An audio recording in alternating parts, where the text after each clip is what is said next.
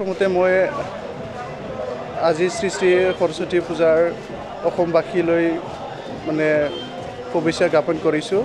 লগতে আজিৰ এই সৰস্বতী পূজাত বিভিন্ন বাধা বিঘিনি আমি নেওচি ফালে আমি সৰস্বতী পূজা পালন কৰিছোঁ আৰু মই আশা কৰোঁ এই জ্ঞানৰ দেৱীয়ে সমগ্ৰ অসমবাসীত ভাৰতবাসীত আমাৰ ছাত্ৰ ছাত্ৰীক নতুন এটা ৰাস্তা দিগন্ত আনি দিয়ে, এইখিনি মই কামনা কৰিছোঁ।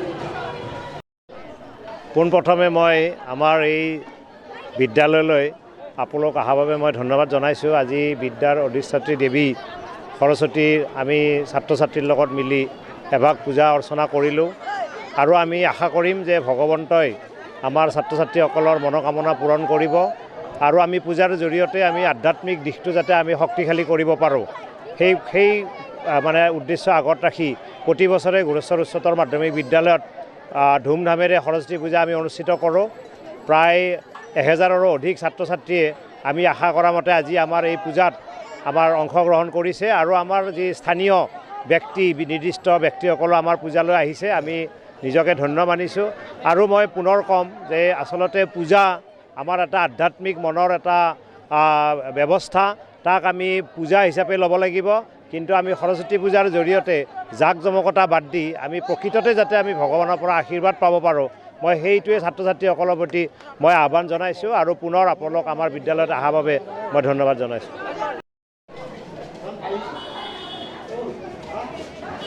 প্ৰথমতে আজি সৰস্বতী পূজালৈ সমূহ অসমবাসী ৰাইজলৈ শুভেচ্ছা জ্ঞাপন কৰিলোঁ পাইনৰ একাডেমি হৈ। আজি আমি পাইনৰ একাডেমিয়ে শ্ৰী শ্ৰী সৰস্বতী পূজা উদযাপন কৰিছোঁ আৰু সেই সৰস্বতী পূজাত আমি সকলো ছাত্ৰ ছাত্ৰী, সকলো আমি ষ্টাফ আৰু সকলো ৰাইজৰ সহযোগিতা পাইছোঁ আৰু সকলো ছাত্ৰ ছাত্ৰী আমাৰ যি পূজা অৰ্চনা সেইটো অংশগ্ৰহণ কৰিছে ভালদৰে। আৰু আমি পূজা শেষ হোৱাৰ পিছত আমি প্ৰসাদ বিতৰণ আৰু আমি খোৱা লোৱাৰ ব্যৱস্থা কৰা হৈছে। মহাবিদ্যালয়ত যি 2022 বৰ্ষত সৰস্বতী পূজা হ'ব লগা আছিল, এইটো আজি খুব ভালদৰে কৰা হৈছে। যি আমাৰ সৰস্বতী মাৰ চৰণত যি ফুল আমাৰ ফল দিব লাগে সেইখিনি আমাৰ হৈছে। এতিয়া আমাৰ প্ৰসাদ বিতৰণ হৈ আছে, ইফালে সকলো প্ৰসাদ বিতৰণ হৈ গৈছে। প্ৰসাদ বিতৰণত আমাৰ বুট গাজি, মুগ আছে আৰু আপেল আছে, বগৰী আছে। বতৰৰ কিবা প্ৰব্লেম হৈছে নাই, বতৰৰ আমি যিখিনি আইটেম কৰিছিলোঁ প্ৰায় সেইখিনি আমাৰ ষ্টুডেণ্ট হৈছে, ভালেই হৈছে। বতৰৰ একো অসুবিধা নাই, যদিও যোৱাকালি বতৰৰ অলপ অসুবিধা আছিল। আমি ভালদৰে অলপ ডেক'ৰেশ্যন কৰিলোঁ তিৰপালেদি। এতিয়া বতৰৰ একো প্ৰব্লেম নাই।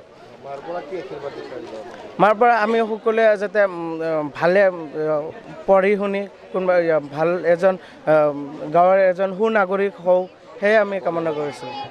হয়, আমাৰ সকলো আছে। আমাৰ ইউনিয়ন বডিৰ আছে, ছেক্ৰেটাৰী আছে, ছ'চিয়েল ছাৰ্ভিচ ছেক্ৰেটাৰী। এইফালে আমাৰ সকলো পূজা কমিটিৰ সকলো সদস্য আছে।